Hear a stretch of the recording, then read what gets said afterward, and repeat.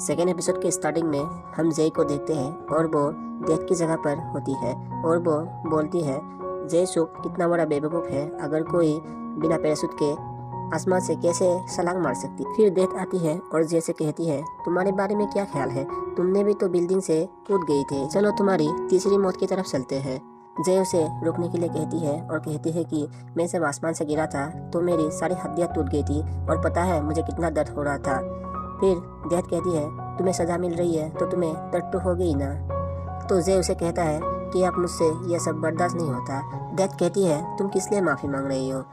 जे कहती है मैंने डेथ का मजाक उड़ाया है। फिर डेथ कहता है कि तुमने भगवान का भी मजाक उड़ाया है तो तुम्हें तुम्हारे पापों की सज़ा तो मिलेगी ही।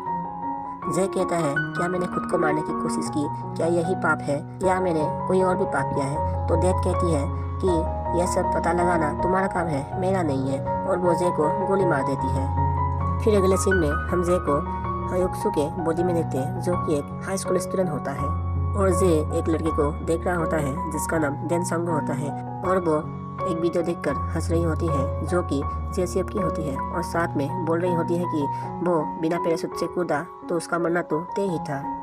इस पर जय को गुस्सा आ जाती है कि किसी के मौत पर कोई कैसे हंस सकती है, तो वो उसे मारने के लिए आगे बढ़ती है कि तभी वो डिवाइस आती है और उसे पता चलती है कि वो इस टाइम जिसके बॉडी में है उसका नाम हयोक्सु है। उसकी मेमोरी से यह पता चलती है जब हयोक्सु 5 साल का था तो उसकी डेथ की मौत हो चुकी होती है और उसके घर में उसकी माँ के अलावा और कमाने वाला कोई नहीं होता। तो हयोक्सु डिसाइड करता है कि वो ठीक तरह से पढ़ेगा और बड़ा होकर कोई बड़ा सा नौकरी करेगा, लेकिन उसको स्कूल जाने में कोई भी दिलचस्पी नहीं थी क्योंकि वहाँ पर जेनसुक और बाकी लड़के उसे बुली किया करते थे। वही प्रेजेंट में जे जेनसुक को मारने के लिए आगे बढ़ता है, लेकिन उसकी मेमोरी याद आने से वो रुक जाती है और अपनी सीट पर वापस बैठ जाती है और वो हंसने लगती है कि आप मैं कभी नहीं मरूंगा जब तक मैं अपने आप को खुद ना मार लूँ। तो जिनसक उसके पास आता है और पीछे से थप्पड़ मार के ये कहता है क्या तुम पागल हो, क्यों हंस रही हो। तो इस बात पर जे को गुस्सा आ जाती है और वो उसकी तरफ चेयर उठाकर फेंकने लगता है। उनकी वहाँ पर फाइट हो जाती है और जे इस बार सबको बुरी तरह से पीट रही होती है, लेकिन तभी वहाँ पर एक लड़का आ जाती है जिसका नाम ताइसुक होती है और वो जे को आसानी से नीचा गिरा देती है। फिर जिनसंग जे की गला पकड़ लेती है और उन्हें पता चलती है कि तीसरा आने वाली है, तो वो लोग जल्दी से वापस जा रही होती है और साथ में जे को कह रही होती है तुम इस बार बच गए लेकिन अगली बार नहीं बचोगे। फिर जे सोचने लगती है जिनसंग को तो मैं संभाल लूंगी, लेकिन ताइसुक बहुत ज़्यादा ताकतवर है, उसे मैं कैसे संभालूंगी। मुझे यहाँ पर प्लान बनाना पड़ेगा कि मुझे मौत ना मिले और मैं नरक में न जाऊँ। फिर अगले सीन में हम देखते हैं जिनसंग जे को मार रही होती है और ताइसुक उसे रोकती है और कहती है क्या तुम उसे मार डालोगे। इस बात पर जिनसंग ताइसुक को थप्पड़ मार देती है और कहती है तुम इससे दूर ही रहो। और तभी वहाँ पर एक लड़की आती है जिसका नाम मिंगजी होती है। जिनसक मिंगजी को लाइक करती है और मिंगजी कहती है चलो यहाँ से चलती है, तो वो लोग वहाँ से चली जाती है। फिर जे अपने घर जाती है और वो देखती है कि उसकी माँ उसके लिए नोट छिड़की हुई है और वहाँ पर लिखी हुई है कि मुझे आज देर हो जाएगी। यह देखकर जे को अपनी मॉम की याद आती है कि उसकी मॉम भी इसी तरह से उसके लिए नोट छिड़की जाती थी। फिर घर पर हयोक्सु की मॉम भी आ जाती है और हयोक्सु की मॉम में जे को अपनी माँ की याद आती है और वो रोने लग जाती है। उसके बाद जे अपने रूम में जाती है और वो अपनी मॉम को कॉल करने वाली होती है, लेकिन वो नहीं करता और तभी उसे हयोक्सु की लिखी हुई नोट मिलती है जहाँ पर लिखी हुई होती है कि मैं अपनी माँ की सारी कमाई जिनसक को देना चाहता हूँ, लेकिन यह बहुत ही शर्मनाक बात है इसलिए मैं मरना चाहता हूँ। फिर जे सोचती है मुझे कुछ ना कुछ तो करना ही पड़ेगा। फिर वो याद आती है कि जेंगसुक ने तो ताइसुक को थप्पड़ मारा था। फिर अगले दिन जे ताइसुक को बात करके मैनिपुलेट करने की कोशिश कर रही होती है, लेकिन तभी जिनसुक आ जाती है और बोलती है तुम दोनों यहाँ पर क्या कर रही हो। तभी ताइसुक बोलती है कि मैं इसे सबक सिखा रही थी और वहाँ से जिनसक चली जाती है। फिर ताइसुक जे को बताती है मैं जिनसंग को इसलिए नहीं मारता क्योंकि उसके पास एक दोस्त है जिसका नाम ह्योप्संग है और वो यहाँ पर बहुत ज़्यादा पावरफुल है। अगर मैंने जिनसंग को छुआ भी तो वो ह्योप्संग को बता देगा और वो मुझे मार डालेगा। ये बोलकर ताइसुक वहाँ से चला जाता है।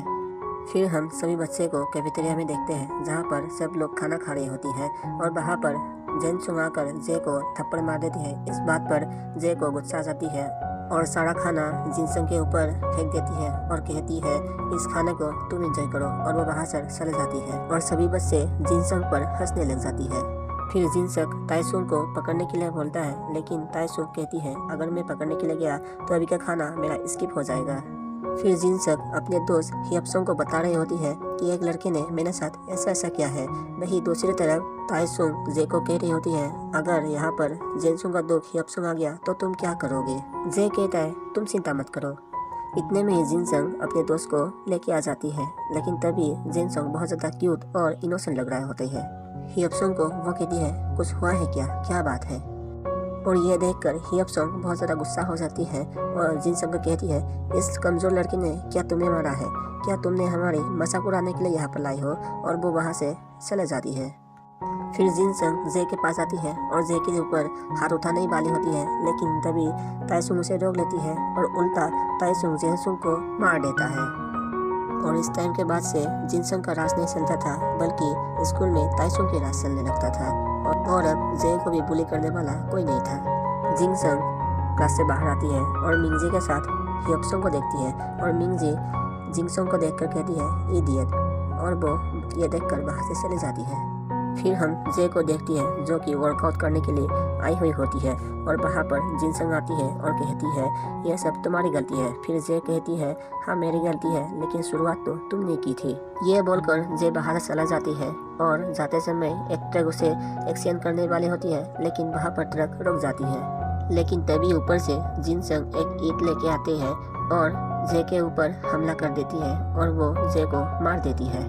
फिर हम जे को डेथ प्लेस में देखते हैं और वहाँ पर डेथ भी होती है और जे कह रही होती है अगर मुझे पता चलता कि वो मुझे पीछे से हमला करने वाली है तो मैं उसे पहले ही मार देता। डेथ कह रही होती है चलो जो भी हुआ, लेकिन तुम्हारा मरना तो तय ही था। जे कहता है जो भी तुमने रूल बताया है वो सब फेक है, क्योंकि तुमने देखा ना मैंने हियुक्सुक को मरने से बचा लिया था, बल्कि वो खुद को मारना चाहता था।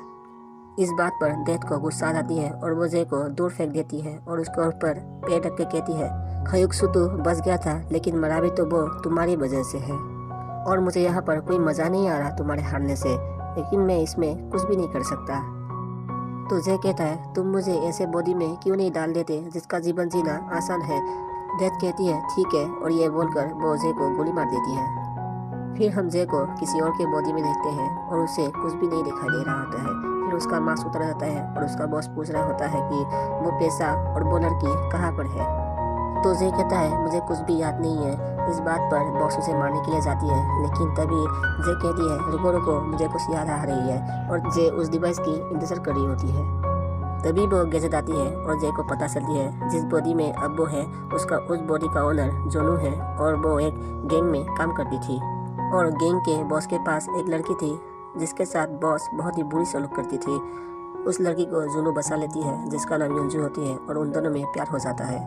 और जुनू ने बॉस का बहुत सारा पैसा चुरा लिया था और वो युंजू को लेकर वहाँ से भाग जाती है। लेकिन जब जुनू वापस आ रही होती है तो बॉस का आदमी उसे पकड़ लेती है और यहाँ पर जे को पता चलती है कि जुनू की फाइटिंग स्किल बहुत ही अच्छी है और वो सबको मारकर वहाँ से बाइक लेकर भागने लगती है।